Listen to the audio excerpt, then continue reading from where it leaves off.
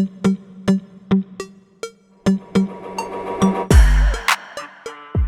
this is Diana. This is my Trailblazers of the Universe YouTube channel. On my channel, I'm blending a mix of self-improvement, spirituality, and holistic healing to inspire you to become your best self.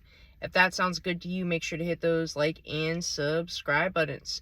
So today's inspirational message is, sometimes you have to leave everything behind to become the person you're destined to be. So as we are evolving in general, in all areas of our lives, whether you're on a healing journey, spiritual journey, self-improvement journey, whatever journey you're on, just the journey of life, when you are choosing to evolve and become a new version of yourself, often you'll find that you're going to have to leave a lot of things, people, places, behind. Everything that's connected to the old identity, right?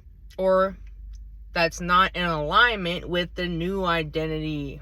Don't be afraid to let everything go. Let everyone go. I've had to do that myself. Especially the more extreme that you're going in terms of like the vibrational distance between the new version and the old version, the more of a gap there is, it's like the more you're going to have to leave behind. You're going to have to release a lot of those things. Think about it this way. You're going on a trip to a tropical vacation. You're going to the Bahamas. You're at the airport and you can only bring a certain amount of luggage with you on that plane ride to that new destination. You don't have room to bring the winter clothes and a bunch of luggages that aren't in alignment with the tropical place, right? You're not going to bring your winter jacket.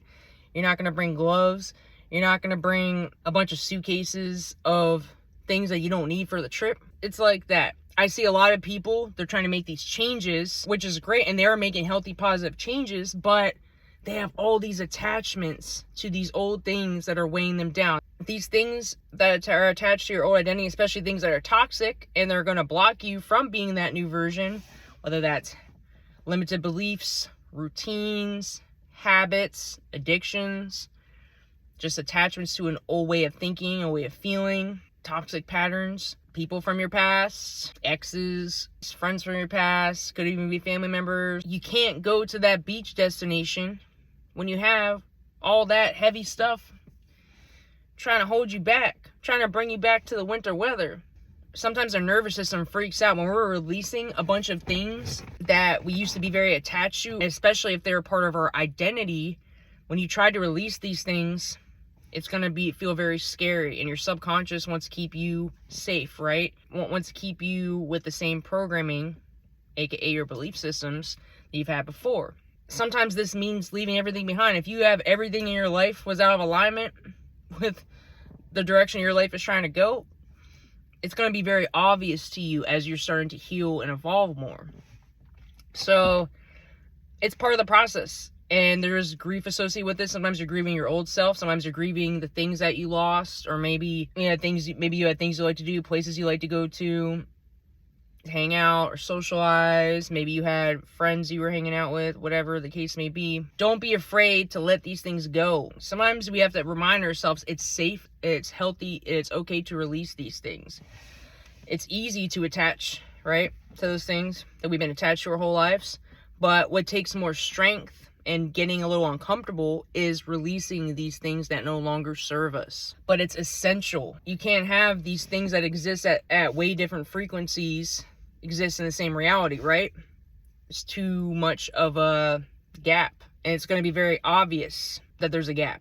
If you try to bring in all these heavy energies, attachments that no longer resonate with you, if you're trying to bring that to the future, or you're trying to bring that on your journey with you, you got to leave them behind. You got to leave the baggage at the door and move forward. I always say have gratitude for the lessons you learned and lovingly release these things. They can't go with you where you're going. They don't belong there. And you know they don't belong there.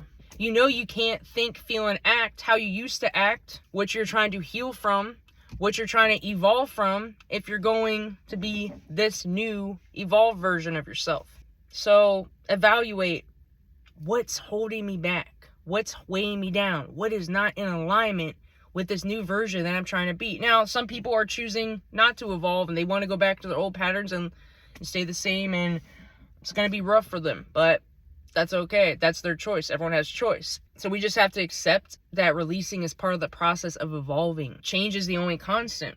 And if you're not willing to change, you're not willing to evolve. When you continually try to resist these changes that you know need to happen for you to become this new version and shift, then you are resisting your own evolution. Be willing to sit with that uncomfortability without going back to the old, what's comfortable, and move forward with the new, healthier, better changes, and allow yourself to grieve as needed, but don't stay there.